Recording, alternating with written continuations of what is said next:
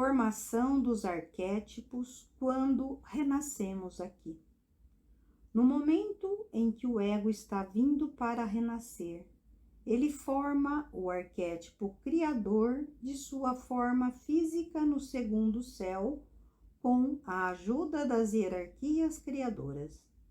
Esse arquétipo é uma coisa sonora, vibrante, que é posta em vibração pelo ego com uma certa força que é proporcional à duração do tempo a ser vivido na Terra.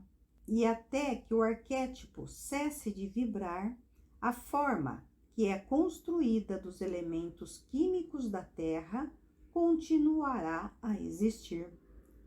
Quando o ego está descendo para o renascimento, ele desce através do segundo céu.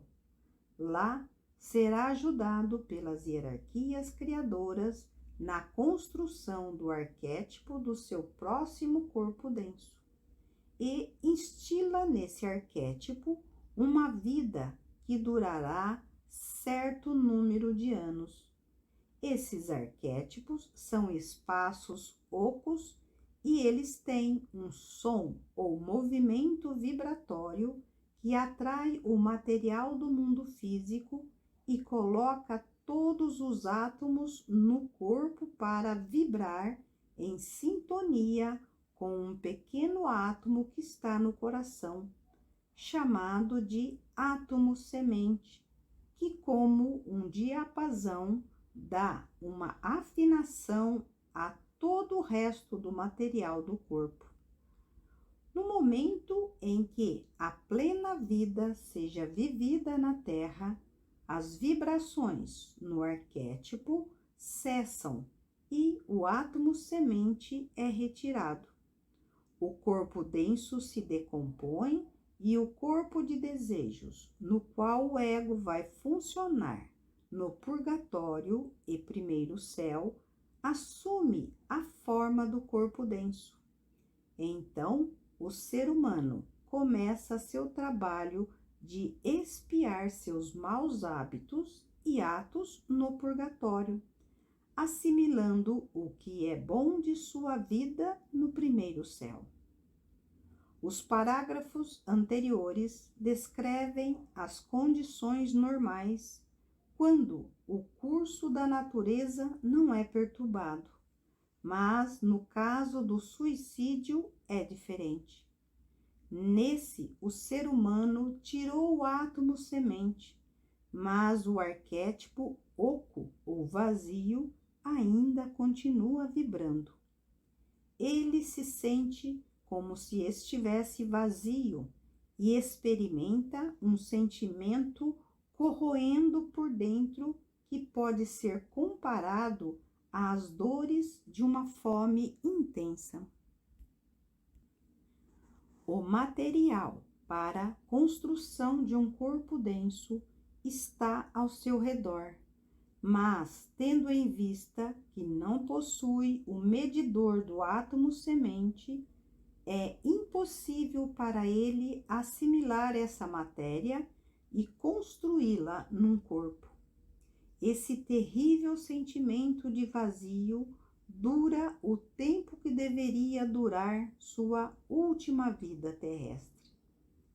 Do livro Filosofia Rosa Cruz em Perguntas e Respostas, volume 1, pergunta número 47, Max Heidel, Fraternidade Rosa Cruz.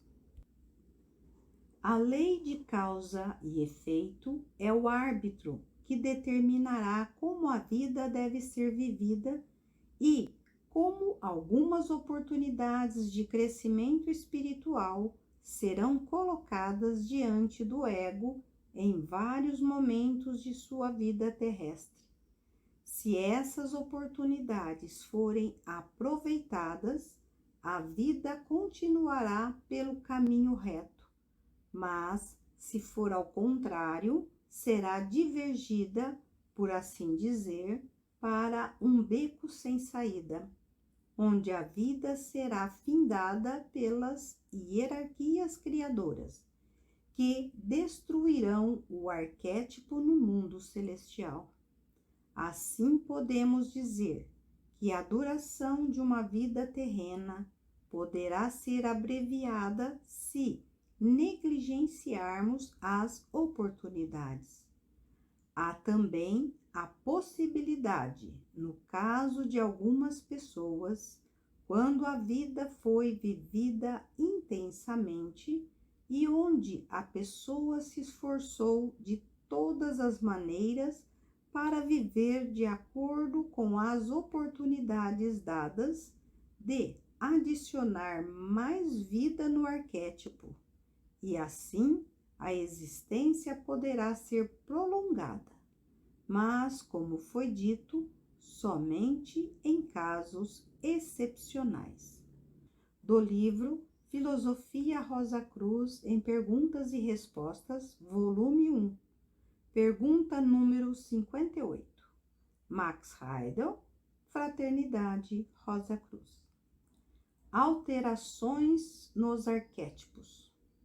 O ser humano, devido à sua natureza divina, é o único ser que possui a prerrogativa de desordenar o esquema do seu desenvolvimento e da mesma forma que pode pôr fim à sua vida usando a própria vontade.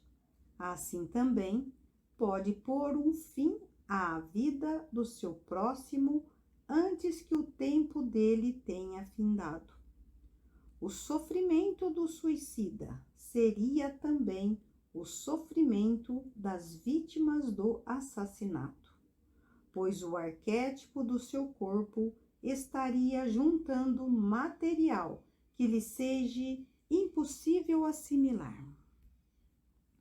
Mas, no seu caso, a intervenção de outras entidades impede esse sofrimento dos assassinados, e ele será encontrado vagueando aqui e ali no seu corpo de desejos, num estado letárgico pelo período que normalmente teria vivido.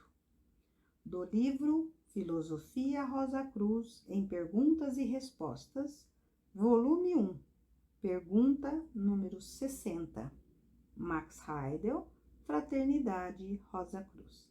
Como já afirmei, a minha visão tonal e a capacidade de funcionar na região do pensamento concreto era indiferente e principalmente limitada às subdivisões inferiores, mas uma pequena ajuda dos irmãos maiores naquela noite me permitiu entrar em contato com a quarta região, onde se encontram os arquétipos, e lá recebi os ensinamentos e a compreensão do que é contemplado como o mais elevado ideal e a missão da Fraternidade Rosa Cruz.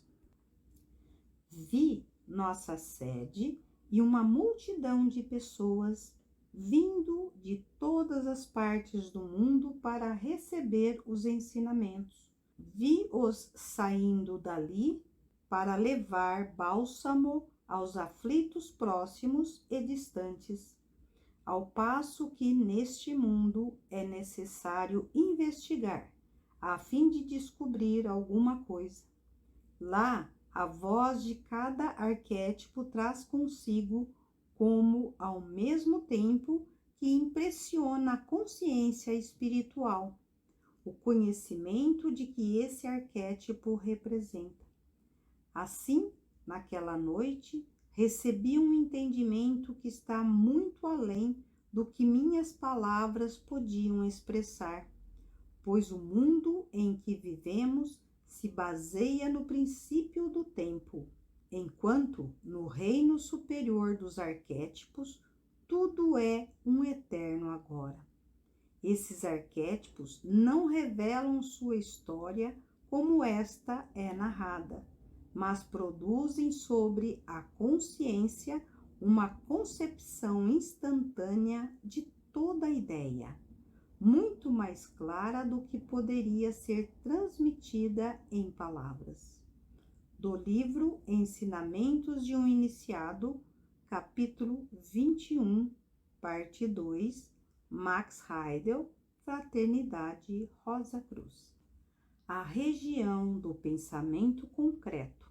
Como você deve se lembrar de nossos outros ensinamentos, é o reino do som, onde a harmonia das esferas, a música celestial que penetra tudo que existe, da mesma forma que a atmosfera da Terra circunda e envolve tudo o que é terreno.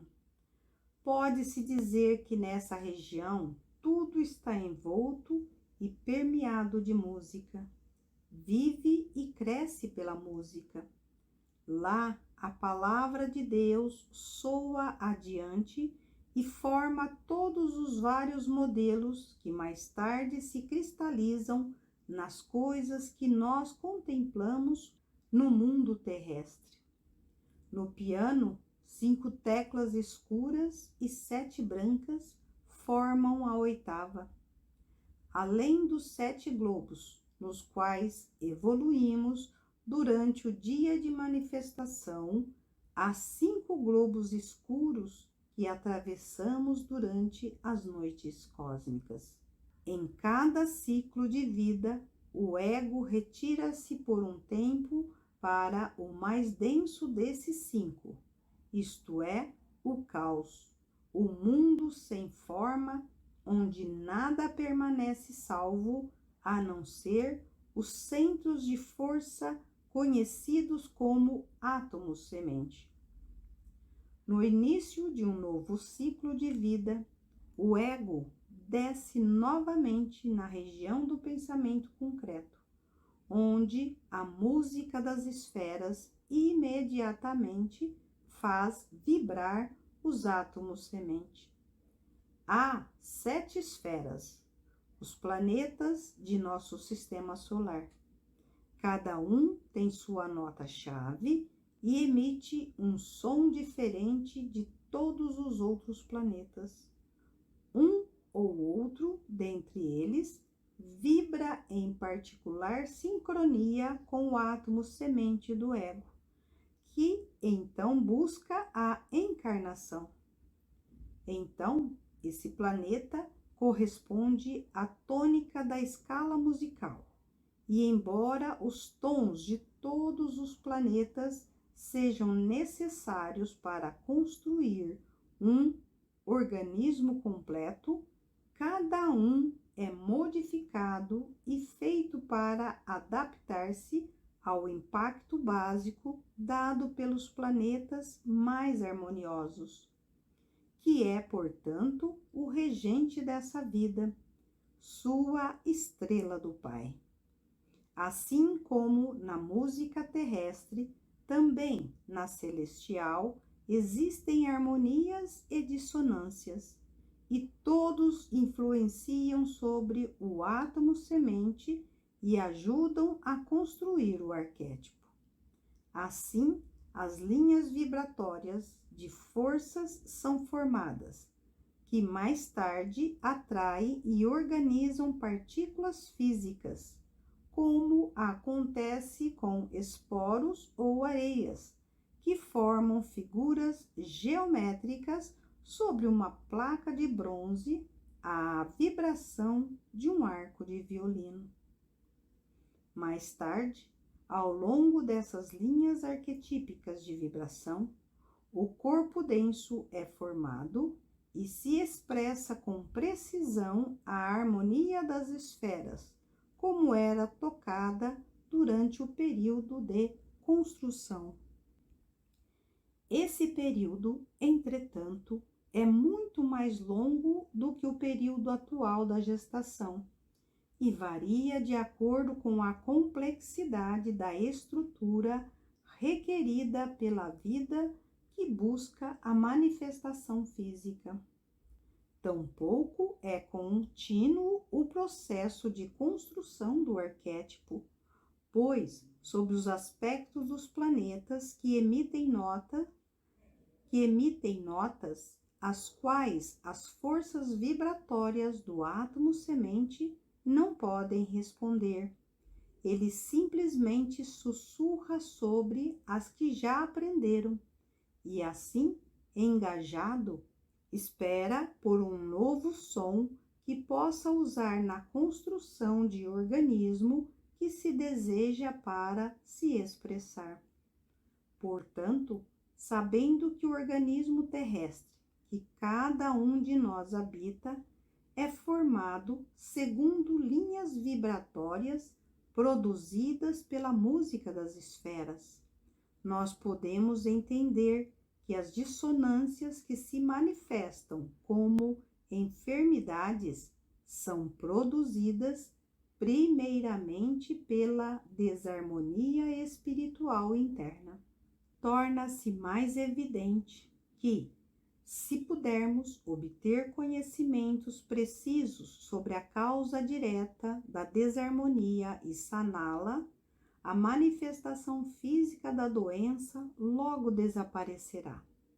É essa a informação dada pelo tema astrológico da pessoa, pois nele cada astro em sua casa e signo expressam harmonia ou discórdia, saúde ou doença. Portanto, todos os métodos de cura são adequados apenas na proporção em que levam em consideração as harmonias e discordâncias astrais manifestada na roda da vida, o horóscopo. Do livro Ensinamentos de um Iniciado, capítulo 22, parte 3. Max Heidel, Fraternidade Rosa Cruz.